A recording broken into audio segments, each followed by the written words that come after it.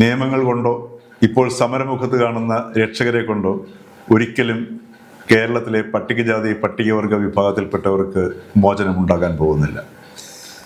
ഈ നില തുടർന്നു കഴിഞ്ഞാൽ വീണ്ടും നിതിൻ രാജുമാരും രജനി ആനന്ദുമാരും ഇടവേളകളിൽ ഉണ്ടായിക്കൊണ്ടിരിക്കുക തന്നെ ചെയ്യും. ഈ അവസ്ഥയിൽ നിന്ന് രക്ഷ നേടണമെങ്കിൽ ഈ വിഭാഗത്തിൽപ്പെട്ട ആൾക്കാർ തന്നെ വിചാരിച്ചാൽ മാത്രമേ കഴിയുകയുള്ളൂ. അതിനാദ്യമായി വേണ്ടത് തങ്ങൾ അവശ്യ വിഭാഗത്തിൽപ്പെട്ടവരാണ് എന്ന തോന്നൽ മാറ്റുകയാണ്. ഇന്നും ഏറ്റവും കൂടുതൽ ശക്തിയുള്ള ഒരു ജനവിഭാഗം സാമൂഹികപരമായി കേരളത്തിലെ പട്ടികജാതി പട്ടികവർഗ വിഭാഗക്കാരാണ്.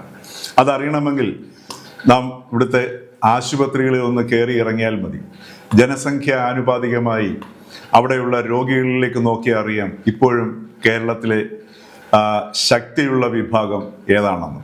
ആ ശക്തി തിരിച്ചറിയാൻ കഴിയാതായി പോകുന്നതാണ് ശരിക്കും പറഞ്ഞു കഴിഞ്ഞാൽ ഈ പട്ടികജാതി പട്ടികവർഗ വിഭാഗക്കാർ ഈ വിധം കബളിപ്പിക്കപ്പെടാൻ കാരണം.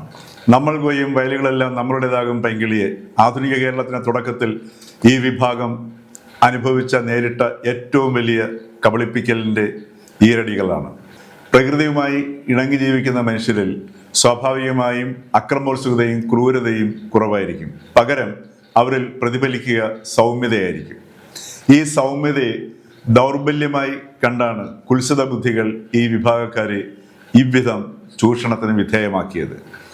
ഈ സൗമ്യതയെ തങ്ങളുടെ ശക്തിയാണെന്ന് തിരിച്ചറിയുമ്പോൾ മാത്രമാണ് സാംസ്കാരികമായി പട്ടികജാതി പട്ടികവർഗ വിഭാഗക്കാർക്ക് ഉയരാനും കേരളത്തിൽ ഈ ചൂഷണത്തിൽ നിന്ന് പുറത്തു വരാനും കഴിയുകയുള്ളൂ.